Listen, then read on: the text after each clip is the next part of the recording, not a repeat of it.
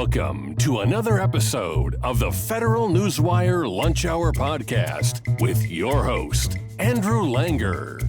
Well, hey there, everybody. Welcome to yet another installment of our special series at the Federal Newswire's Lunch Hour on the REINS Act, the REINS Act in Focus. I'm Andrew Langer, your host. Joining me today, or right now, I'm so glad he could join us today. His name is Demian Brady. He is the Vice President of Research for the National Taxpayers Union Foundation, the 501c3 arm of the National Taxpayers Union.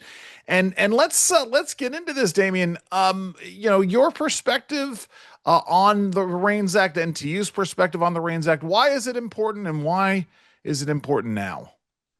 Yeah, it's been important for the last at least 10 years since it was first, 15 years since it was first introduced. It's let's flip the script. We have a current process where Congress works on legislation, they enact it, and usually when they enact it, they have a Congressional Budget Office analysis, and sometimes that will include some long-term economic impact if it's a really significant bill.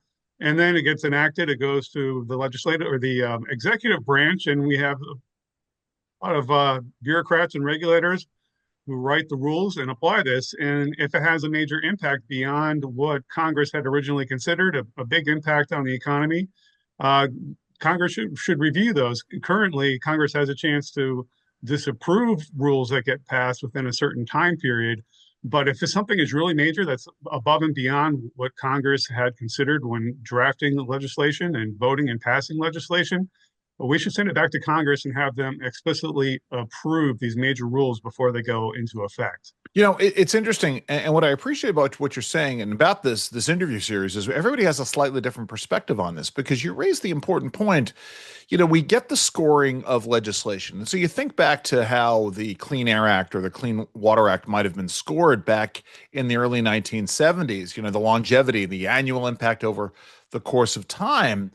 And I don't think anybody ever really recognized, within a space of just a matter of less than a decade before the EPA and the Army Corps of Engineers was trying to use the Clean Water Act to regulate every disparate piece of puddle, that's out there. And that has a huge impact. And this gets into the question of the fiscal impact. Matt Jensen at AFPI talks about the fiscal impact of the regulatory state. I know that's a lot of what you're doing here. This gets to the heart of the debate right now over the propriety of including the REINS Act some form in the reconciliation process. Your thoughts on this? We've had the example you mentioned just reminded me of a situation with my parents. They had moved into a new house and it had rained for a week, and there's a big puddle in their backyard, and some EPA official came and told them that they can't mow their field now because it's considered a wetland. And wow, get out of here! So we need to rein in these regulators who just they intrude on people's lives. These have major impacts and they act as taxes on products and just a burden on individuals. A lot of times on businesses and on state governments who have to implement these with unfunded mandates. So there has been an effort to try to get this included in the Reconciliation Act.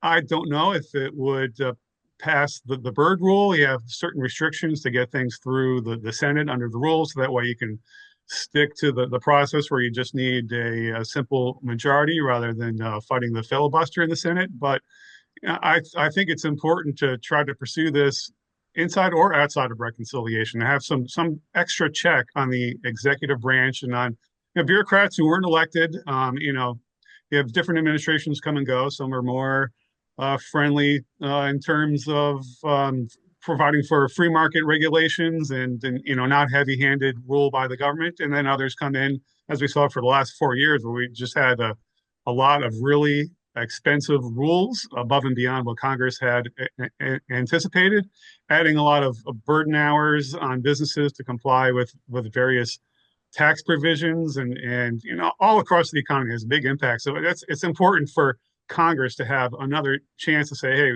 this is not what we approved when we originally passed this message. Let's rein this in. This is not the best breakfast that I've ever had. No, let me ask you about this, because you're with the National Taxpayers Union Foundation. You guys do great work on protecting the rights of taxpayers. We now have a situation, depending on whose estimates you use. The Competitive Enterprise Institute says that it's a $2 trillion regulatory state. The Crane study, the most recent one out of the National Association of Manufacturers, is $3 trillion. My analysis and the analysis of the folks over at American Action Forum, we say that it's above $4 trillion in direct regulatory cost.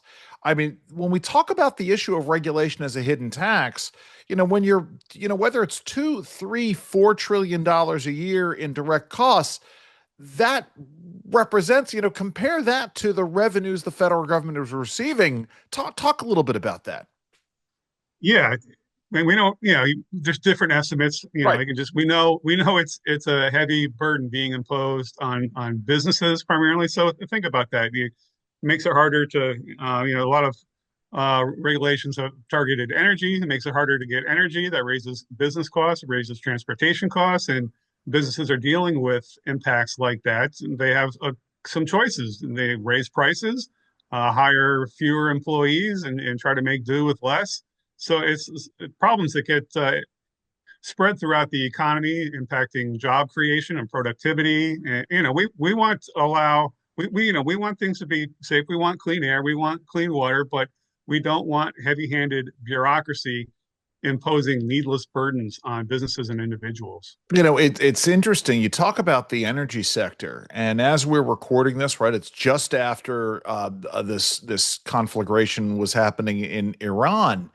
And I don't know about you, but I was expecting there to be a reflection in oil prices. But as we're recording this, the AP is reporting that oil prices actually went down on the Monday after the attack on these facilities, which to me is a testament of how the United States has taken a different regulatory posture towards energy production, and it's certainly paying off in that regard. But let me ask you this. So the REINS Act, it's about, right, the cost of regulation, but it's also about accountability, isn't it? It's about making sure that this process is done in a way that the rights of these taxpayers that you protect, that they're protected. Talk about that. Yeah, definitely. We need some accountability because the people passing these laws have not been elected by the people. They were hired and appointed, and they're making decisions that have impact on broad swaths of the economy, a lot of individuals, a lot of businesses. So, Congress should go back and make sure that regulations coming out of the executive branch don't have a detrimental impact on the economy, on prices of goods, and on innovation. That's an important thing. We want an innovative economy so we can create jobs and boost productivity and be able to compete better internationally. Let's talk about that issue of prices and competition. And this gets into something else I've wanted folks to comment on, which is if you are someone who is, on the other side of the aisle, let's say that you're a Democrat, not that you're partisan, not that I'm partisan in this discussion, but let's say that you are representing the progressive side of things. You're fighting nominally for lower prices for consumers. You're fighting to keep government more accountable. These are things that you should maybe take an interest in promoting the REINS Act. Talk about how this should be something that progressives are fighting for or should be fighting for. Right. Unfortunately, they generally tend to come down on the mandate side of Right. things and price controls, which terrible way to go. Uh-huh. That's the Oh, bad yes. way to think about it. We want low prices, but the individuals and businesses should be able to make their own decisions free of mandates from the federal government. We see lots of, a big push for minimum wage increases.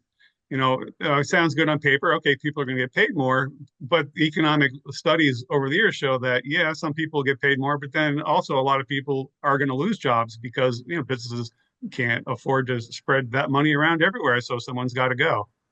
Isn't it amazing? Like as we're talking, Damian, that right now, as more folks are entering the workforce and jobs are becoming somewhat more scarce, real wages for blue collar workers are going up. It's almost as though the market economy and labor actually does work. And with that in mind, right, you shouldn't be looking to put the thumb on the scale. Was just talking with Tim Frost from the Cicero Institute, talking about how regulations can be considered a form of cronyism or corporate welfare. All of these things can conspire, don't they? Damian, tell us just real quick. Tell us a little bit more about the work you guys are doing at the NTU Foundation, and how can folks find out more about that work? Sure. We have a lot of different projects going on. We've grown a lot over the last couple of years. We've got a great team. I work in our taxpayers budget office, rooting out government waste and budget gimmicks and issues like the REINS Act, and better data from the Congressional Budget Office so that lawmakers have reliable numbers when they're voting on legislation. My colleague Andrew Wilford runs our state project, making sure that states policies don't impact people who live in other states. We have a taxpayers defense center, which gets involved in taxpayer rights issues around the country against the federal government, state and local level. Great team, and our colleagues at NTU are working on behalf of taxpayers in Congress. You can find more about us at ntu.org.